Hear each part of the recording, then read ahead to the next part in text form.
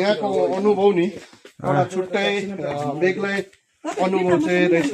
यहाँको वातावरण, यहाँको पर्यावरण त एकदमै शुद्ध छँदैछ होइन, तर पनि यहाँको म त एउटा भारतबाट आएर पनि मलाई सबैभन्दा राम्रो लागेको यहाँको मनोरम दृश्य त छँदैछ होइन।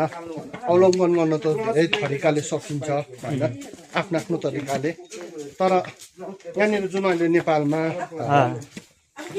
राजनीति एकातर्फ होला, तर जनताहरू धेरै कन्सियस छ यहाँनिर। केवल मन्दिरमा जाने भक्तजनहरू मात्र मैले देखेको होइन। यसो देख्दाखेरि साँच्ची नै एउटा नेपाल परिवर्तनशील नेपाल बनिँदै रहेछ।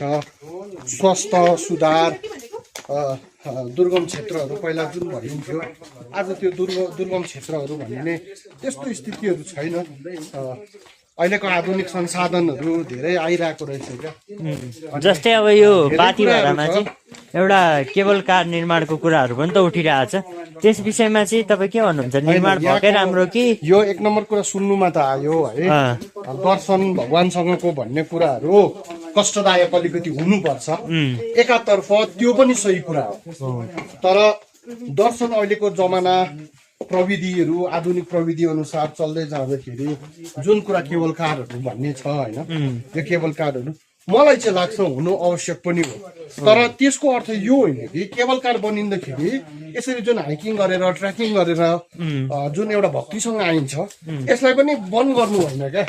यसलाई पनि यथावत राख्नुपर्छ है। बुढापाकाहरू, उमेर भएकोहरू, अनि अहिलेको विकसित पर्यटनको दृष्टिकोण अनि धारणामा हेर्दाखेरि पनि त्यो हुनु जरुरी हो क्या। यो अहिलेको आवश्यकता हो, त्यो कुनै डिमान्ड होइन, यो आवश्यकता हो क्या। आधुनिक हुनै पर्छ। ल यता उहाँहरू पनि आउँदै हुन्छ यसरी। कस्तो भइरहेछ यात्रा? ल ठिक छ। यसरी चाहिँ सुविधा पनि रहेछ होइन, हाम्रोलाई नसक्नेहरूको लागि चाहिँ केही सामानहरू बोकाउनु पर्यो भने चाहिँ सुविधा पनि रहेछ। अहिलेको जेनजी बालन सरकारलाई म थोरै सुझावको रूपमा के भन्न चाहन्छु भने, हुन त उहाँ चुनावभन्दा पहिला यहाँ पुगेर जानुभएको छ, माता पाथिभाडाको आशीर्वादै लिएर जानुभएको छ। अनि उहाँ चाहिँ यो अब हामीले तलको जुन सदरमुकाम छ नि, हजुर हजुर, त्यहाँ सदरमुकामबाट त्यो 18 किलोमिटरको दूरी, त्यो चाह्यो भने 1 वर्षमा पनि त्यो सहज हुन सक्छ।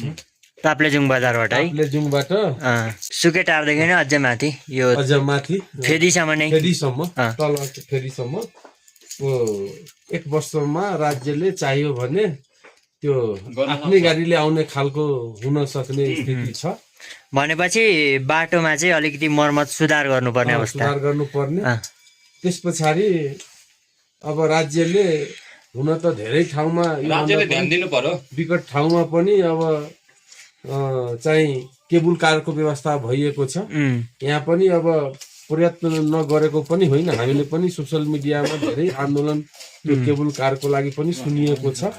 तर त्यो वास्तवमा यहाँको म खास गरेर यो ताप्लेजुङको जनतासँग मैले के अनुरोध गर्न चाहन्छु भने, त्यो केबुल कारको लागि अवरोध सिर्जना नगरिदिएर कम्तीमा एउटा सहज वातावरण बनाइदिएमा यो केबुल कार व्यवस्था भयो भने सहज रूपमा हाम्रो देश। अनि जस्तै यसको चाहिँ अहिले जतिको महत्त्व छ, मानिसहरू चाहिँ भक्तजनहरू हामी जस्तै हिँड्दै गइन्छ होइन। अब केबल कार राखेपछि त अहिले जतिको त्यति महत्त्व त हुँदैन होला नि त, त्यो कुराहरू चाहिँ के छ? हाम्रो बुझाइ उल्टो भयो। यो केबुल कार भएदेखि त मान्छेको झन् दोबर तेबर रूपमा चाहिँ भक्तजनहरूको यहाँ चाहिँ घुइँचो लाग्छ, आउने मान्छेहरू सहज हुन्छ नि त। अहिले त अब हामी युवा पिँढी मात्र आउन सकेको छु। हजुर, धेरै दीर्घ रोगीदेखि लिएर वृद्ध वृद्धादेखि लिएर आमा बुवादेखि लिएर त यस्तो कठिन यात्रा गर्न त सक्ने कन्डिसन छैन। भोलि केबुल कार भयो भने हामी आमा बुवालाई पनि त यो तीर्थ स्थलमा यो पाथिभाडा माताको दर्शन गराउन त हामी सक्छौँ नि त। हाम्रो त्यो त दायित्व धर्म हो नि त। त्यसले गर्दाखेरि अब यो राज्यसँग यो यहाँको जिल्लावासीसँग मैले विनम्र अनुरोध गर्न चाहन्छु कि तपाईँहरूले यो केबुल कारको लागि अवरोध नपुर्याइदिनुहोस्। अब एकदम छोटो मैले यति आफ्नो सुझाव चाहिँ मैले राखेँ। हस्, धन्यवाद, नमस्कार। म चाहिँ सर्लाही जिल्ला बाट चाहिँ मध्य प्रदेशको सर्लाही जिल्लाबाट मैले चाहिँ हाम्रो टिमै टोली नै आएको छ। यो सम्पूर्ण टोलीको तर्फबाट यो सुझावको लागि म कृतज्ञता धन्यवाद। हुन्छ, हस्, धन्यवाद। नमस्कार।